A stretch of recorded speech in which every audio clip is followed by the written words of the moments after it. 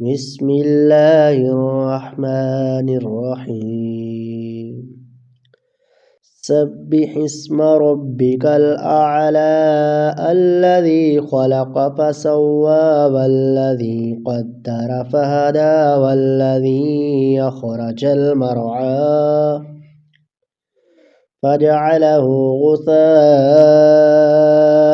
أحوى سنقرئك فلا تنسى إلا ما شاء الله إنه يعلم الجهر وما يخفى ونيسرك لليسرى فذكر إن نفعت الذكرى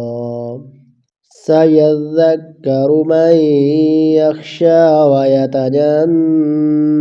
الأشقى الذي يصلى النار الكبرى ثم لا يموت فيها ولا يحيا قد أفلح من تزكى وذكر اسم ربه فصلى بل تؤثرون الحياة الدنيا والآخرة خير وأبقى إن هذا لفي صحف الأولى صحف إبراهيم